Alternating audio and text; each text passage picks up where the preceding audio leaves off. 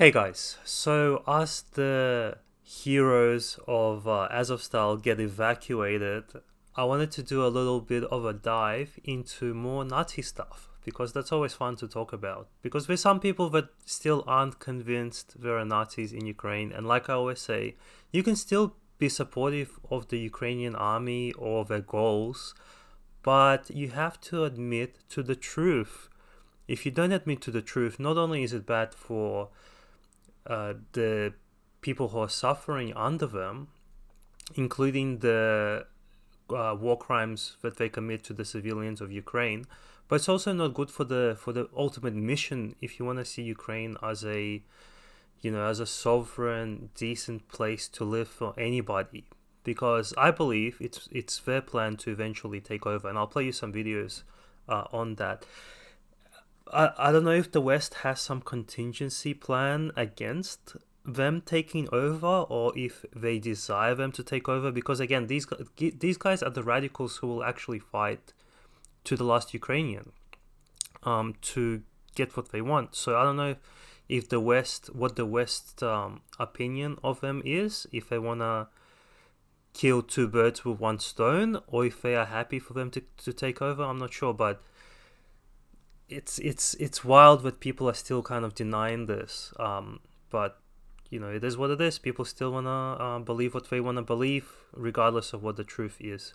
So this is a picture of two of the people who were evacuated recently from Azovstal, and I put this up on. I posted this up, and the first, I guess, the most obvious one is this one, the what's it called, the Truppenhof, that the SS divisions used. But a much less obvious one, and I think a much more telling one, is this symbol right here. Now, I don't know if you can see that well, but this symbol here is part of the 14th Waffen Grenadier Division of the SS, the 1st Galatian. And Galatia was that area that covered, it went through a bit of Ukraine and a bit of Poland. And this is where the Ukrainians who sided with the Nazis were doing the ethnic cleansing of course, the Jews and the Gypsies and the gays, but especially a lot of Polish people, which is why the situation is so wild to see. Poland is going out of its way to help Ukrainians, and I guess I'm not sure if there's a hidden reason for that, or if they genuinely, maybe they just like really want to help them out, and they really see it as a bad thing that's happening. And I get that, but I just question if there isn't some sort of second reason to maybe getting some of the land that was formerly Polish back somehow. But I'm not sure. I guess time will tell to see. But you can read about this, and again, this is Wikipedia, so Wikipedia is quite it's got quite a bias, I would say, and you're gonna get a milquetoast analysis. So if you want to go diving deeper into any of these issues, you can search other things. Probably don't use Google because it does cover a lot of these articles up. But you can just kind of tell, like, here part of the Wikipedia links is some atrocities that you can read about. But these people are worshipped in Ukraine, and I'll show you some parades that the Ukrainians had. This is in the middle of town somewhere. They had these parades, and they really appreciate this literally an SS, a genocidal group that their ancestors belonged to.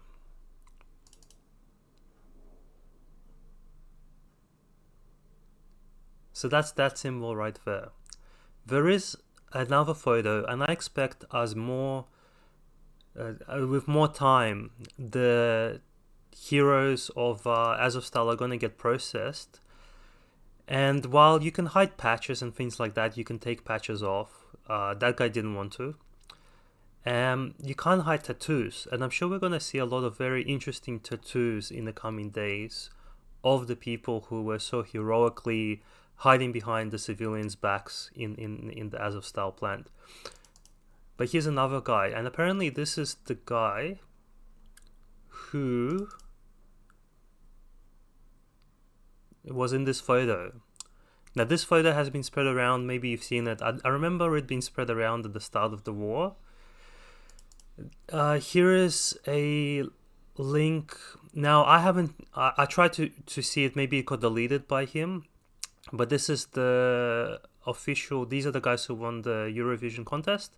They spread this photo around, and this is another picture from that guy's Instagram. So he's made a nice little pizza for himself, right? So that's an interesting thing. And here are some of the wives of the Azov battalion guys.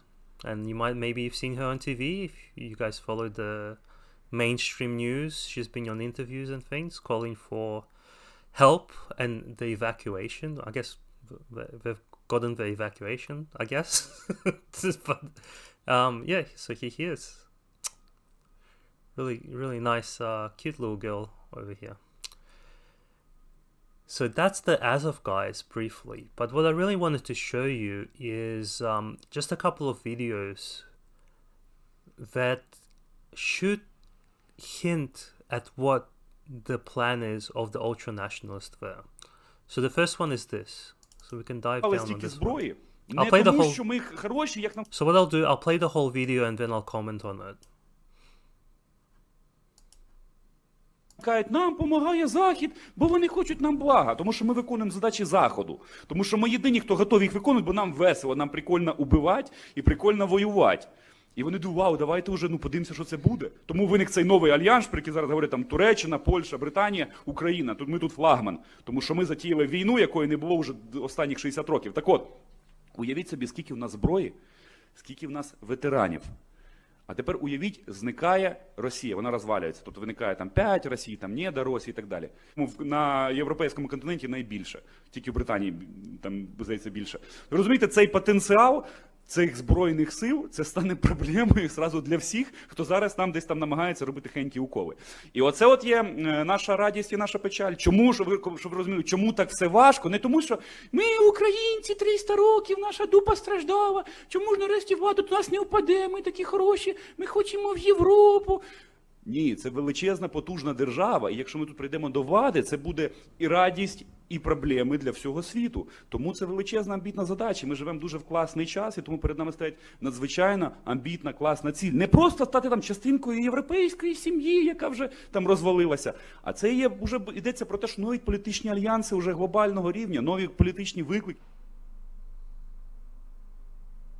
Націоналістичні ідеї. Націоналісти якби були там ключовим фактором однозначно і на фронті. Зараз дуже багато є спекуляцій. Ну, нацика вже ж було небагато, там, ну, ЛГБТшники, там, посольства кажуть, ну, скільки там було там нациків? Ну, нациків там було там 10% там, ну, запаяних ідейних. Ну, це ж питання в тому, це може так казати лише Йов, який не був на війні, не знає, наскільки оцих от 10%, хоча там навіть може даже менше було, я думаю, націоналістів було хай там даже 8%, ну, наскільки це в пропорції ефективності впливу, наскільки це складало просто галопуючи безкінечну підвищення ефективності. Не було б цих 8%, бо ефективність упала б на 90%.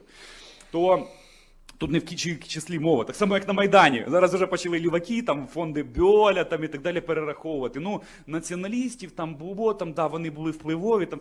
Та які впливові? Не було б націоналістів, все би це от пішло би зразу на гей-парад.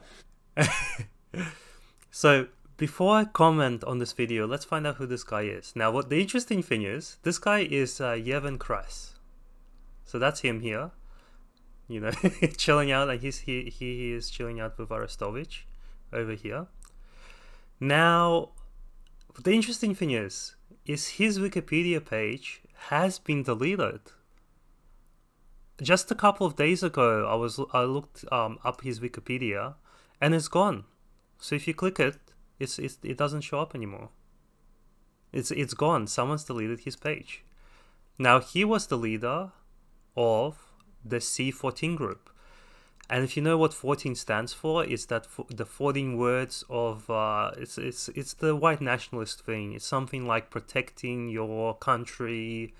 I can't remember what it is, but it's the 14 words of somebody, and it's a white nationalist slogan. And I want to quickly just disprove this idea that only 2% of Ukrainians are Nazis. I would say it's closer to about 10%. And he even says, well, he talks about the Maidan specifically, but this C14, the parent organization, is Svoboda. I've already opened up the Wikipedia page. So Svoboda was the previous right-wing nationalist party. So these are the guys who... The S14 was the youth movement that Yaveh was part of. So this is the umbrella party. And let's see how they did in the elections. Election result... Popular vote... in 2012, 10%, right? As the days, so the reason why it gets smaller here is because other political parties popped up, and I'll probably get into that someday, but they got 10%, 2 million people in 2012 voted for them, over 10%. So this myth of the 2%, it refers to one very specific party that I talked about before.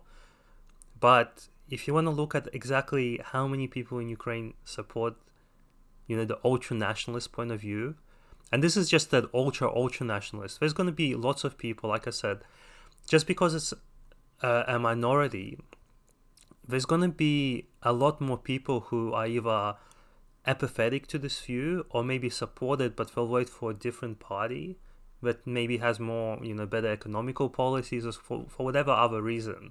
So maybe the other nationalist party is good enough for them.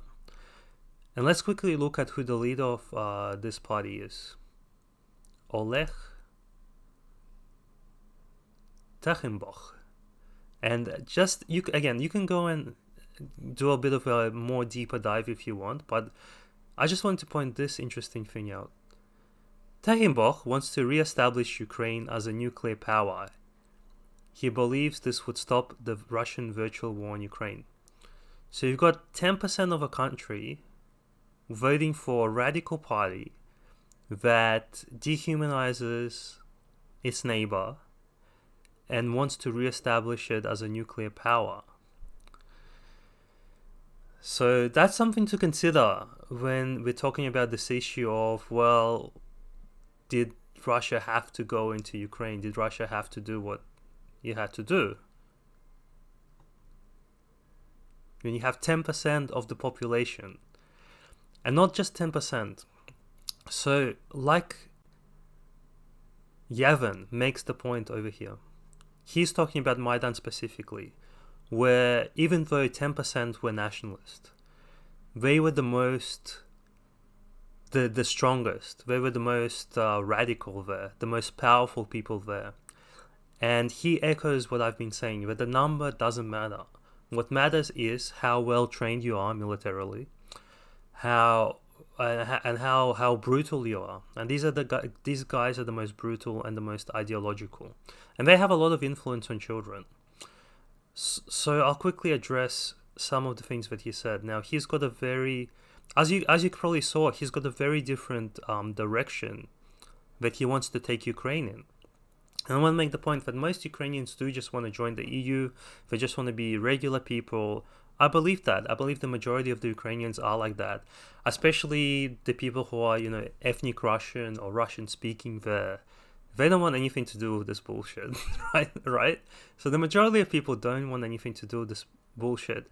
But these people have taken over. And they want to take over officially. They're saying this to you. They're saying, when this war is done, once the Russian issue has been settled, they're going to have all the weapons.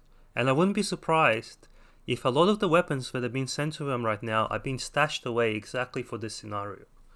But not all of it is going to fight the Russians. And again, I don't know if the West has some contingency plan for this, if the West understands what's going on, but it seems people don't understand what's going on. But this is their plan. They're telling you the plan. That they're going to be a problem for anybody that's against them. That includes Zelensky and everyone that they hate, the gays, the Jews, all the typical things Russia is kind of blamed for. They're going to have a very, very, what's called a crash course in reality fairly soon, I believe. And that's where it gets into this idea of that, well, because Zelensky is Jewish. Well, how can he support Nazis if he is? And I believe it's sort of a thing of your enemy's enemy is your friend, and if you can get your enemy's enemy to just fight your enemy for you and kill each other, then that's like a win-win. So Igor Kolomoisky, this is the guy that what's his name, keeps going on about, and he's the one who created Zelensky. This is the puppeteer behind Zelensky. He extremely corrupt and nasty kind of guy, very, very Jewish, very pro-Israeli, and he funded the Azov. He made Azov into what it is, technologically, the equipment and everything like that. He bankrolled them because I believe he was happy for them to kill Russians, because he hates both. He hates the Russians and he obviously hates the Nazis, so why not just let them kill each other? I think that's the plan. And I don't know if they have some kind of plan once that fighting is going to be done, but but we'll see, I guess. We'll see what the plan is for the Azov battalion and the Nazis and the fascists in Ukraine after that. Maybe they will clean the country out afterwards, which would be good. I think that would be good for Ukraine. Regardless of how this war ends, the Nazis should go, I think, but I don't think if they will. I'm going to play one more video, I think, this one here. Or maybe I have some more stuff, we'll have a look. But this is another... Сьогодні в Україні як мінімум мільйон воїнів держить в руках зброю. Щоб влада собі зрозуміла, що це не 14, 15, 16 рік. Сьогодні кожен боєць, кожна мати, яка жде свого бійця додому, кожна дружина, дитина, кожен волонтер жде і надіється на те, що ми звільнимо нашу державу від ворога і вичистимо ці Авдіїві конюшні, і будемо жити добре. І ніхто сьогодні, щоб ви зрозуміли, не розраховує на те, що ми виб'ємо їх, а потім ви, корупціонери, будете нас обдирати. Ні, ми будемо вас вбивати. Розумієте, зброю ніхто не віддасть. Ми вичистимо це все, щоб ви зрозуміли, вичистимо. Якщо ви не будете тікати, то ми вас тут будемо закопувати. От чому питання. Тому корупціонери, оці всі, хто грабував нас, тікайте краще. Краще тікайте. And some people may agree with this sentiment that Ukraine, and I'll get into projection as well at some point, but Ukraine is extremely corrupt. And everything you can say about Russia, you can say about Ukraine as well. And the Maidan protest, the coup, even at first I thought there's going to be a revolution against corruption, a revolution against socialism, but it simply was a change from a corruption from Russia to a corruption from the West. Instead of doing the will of Russia to a certain extent, now they're going to do the will of the EU and sell the country out. I think they're already shipping out wheat, and then they're creating all these loans that's going to keep Ukraine in massive debt. And once the usefulness of Ukraine runs out as a agitator towards Russia, like once that war is resolved, Ukraine is just going to be a burden to everybody. And I have no idea what's going to happen. I have no idea how that's going to resolve. But here you have people telling you how it might go.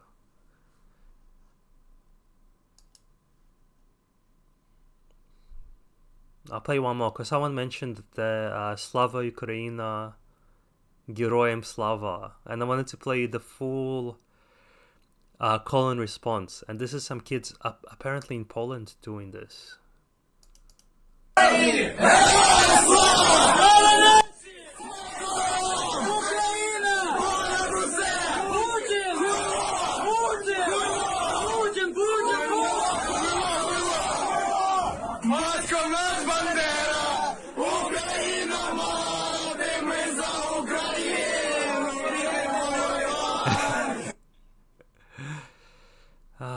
And any Polish people that know who Bandera is, that know what the 14th Waffen Grenadier Division is, please explain to me what's happening.